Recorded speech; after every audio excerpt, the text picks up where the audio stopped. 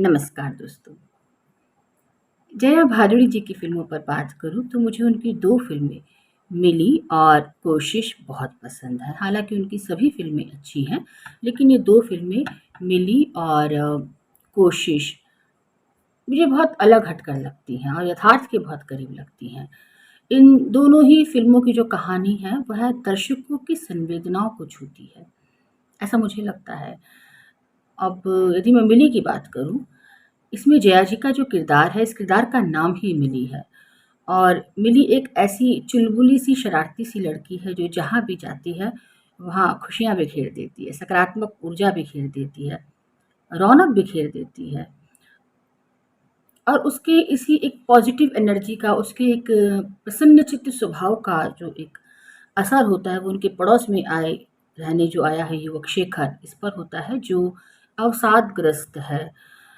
Childhood trauma की वजह से उसकी बचपन में कुछ ऐसी घटनाएँ हुई हैं जिससे वो जूझ रहा है या जिस पर वो शर्मिंदगी महसूस करता है, लोगों से मिलना-जुलना पसंद नहीं करता। तो कहीं न कहीं मिली से मिलने के बाद या मिली के प्रसन्नचित्त स्वभाव को देखने के बाद, सकारात्मक स्वभाव को देखने के बाद, शेखर में धीरे-धीरे एक सुधार आता है, एक बदलाव आता है और वो भी ठीक से जीवन के प्रति आशावादी हो जाता है, हम कह सकते हैं। लेकिन बाद में पता चलता है कि जो मिली है वह खुद एक गंभीर बीमारी से जूझ रही है और उस समय यह बीमारी जो है वो लाइलाज थी।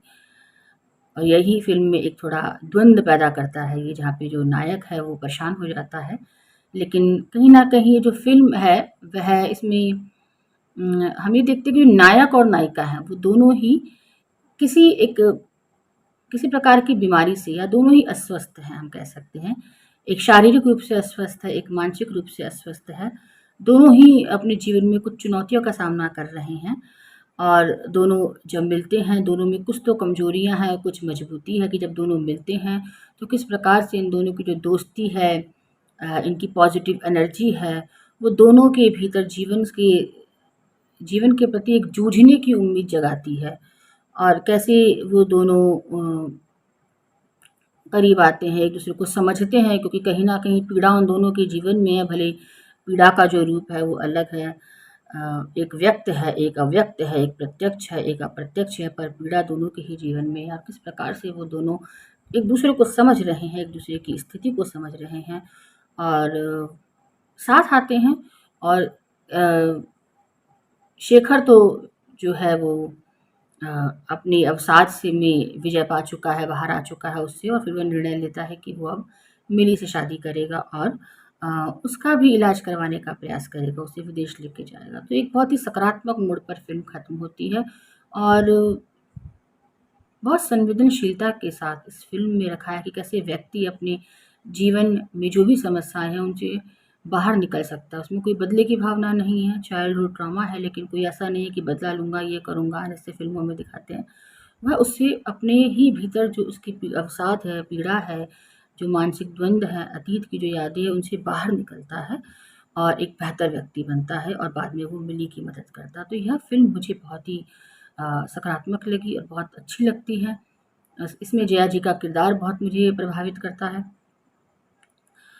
दूसरी जो एक फ़िल्म है जया जी की वो है संजीव कुमार जी के साथ, वह कोशिश जो 1972 में आई थी और गुलज़ार साहब ने बनाई है, जिसमें जया जी और कुमार जी मूक बधिर कपल के रूप में हैं। और आजकल तो ऐसी फ़िल्में बहुत बनती हैं, ऐसे विषयों पर तो अ, आज का जो दर्शक है वो सोचता है कि चलिए अब हमारा सिनेमा प्रौढ़ हो गया, अब हम गंभीर विषयों पर फ़िल्में बना रहे हैं, हटकर फ़िल्में बना रहे हैं। लेकिन जब आप कोशिश को देखते हैं, तो हमें दिखता है कि किस प्रकार गुलज़ार जी ने 1972 में ही एक इतनी संवेदनशील विषय पर,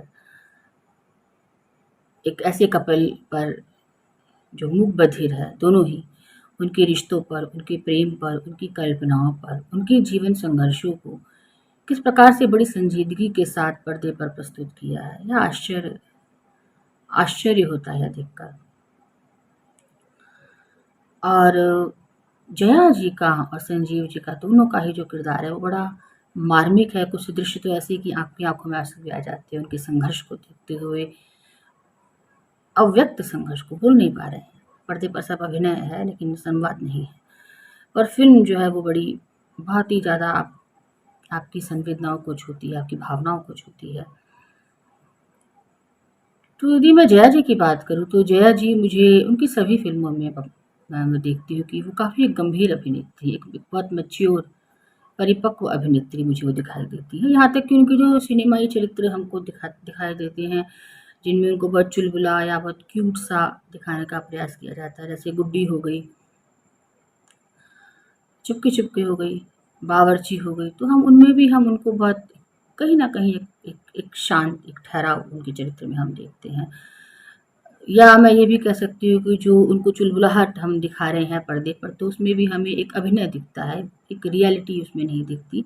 शायद ये कहा जा सकता है कि उनका जो व्यक्तित्व है, वो ऐसा ही गंभीर है, ऐसा ही संजीदा व्यक्तित्व है। तो कोई भी व्यक्ति वास्तविक जीवन में जैसा होता है, चाहे वो कोई कलाकार हो, रचनाकार हो, उसका जो वास्तविक जीवन होता है अ, या उसके जो विचार होते हैं या उसके जीवन अनुभव होते हैं, वो उसके अभिनय में, उसकी रचनाओं में कहीं न कहीं व्यक्त हो जाते हैं, झलकते ही हैं। और ऐसा ही मुझे जया जी के साथ दिखाई देता है कि चाहे वो गुड्डी हो या चुपके चुपके हो, बावर्ची हो, शोले हो, अभिमान हो या सिलसिला। और नई फ़िल्मों में हम देखते हैं तो लागा चुनरी में दाग में माँ का किरदार निभाया उन्होंने, कभी खुशी कभी गम में भी माँ का किरदार निभाया है। तो इन दोनों किरदारों में भी एक गंभीरता हमको दिखाई देती है, एक कड़क उनका व्यक्तित्व दिखाई देता है।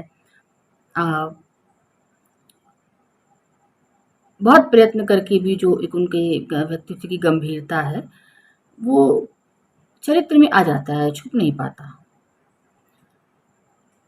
मैं यह भी ऐसा भी कह सकती हूँ कि मिली या गुड्डी या परिचय फ़िल्म में जया जी का जो एक किरदार है उसमें अ, भले ही वो चुलबुला किरदार है, युवती हैं, पर उसमें हमें एक तटस्थता दिखाई देती है। एक आप कह सकते हैं कि अप्रत्यक्ष रूप से एक गंभीरता, एक उदासीनता एक थोड़ी दिखाई देती है उस चरित्र में।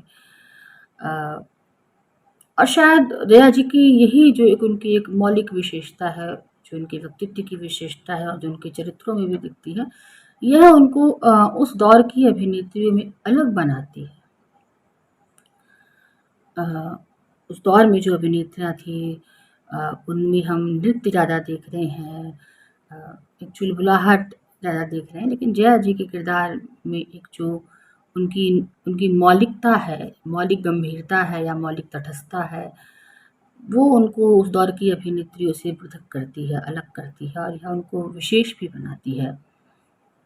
और इसीलिए जब मैं उनकी फ़िल्मों को देखती हूँ, तो मुझे तो कहीं ऐसा भी लगता है कि शायद कला फ़िल्मों में या समानांतर सिनेमा में जया जी यदि अभिनय करती, चुनती उन फ़िल्मों को भी, तो हमें उनका अभिनय अधिक विस्तार से देखने को मिलता, उनके अभिनय के अलग आयाम भी देखने को मिलते। बहुत-बहुत धन्यवाद आपका।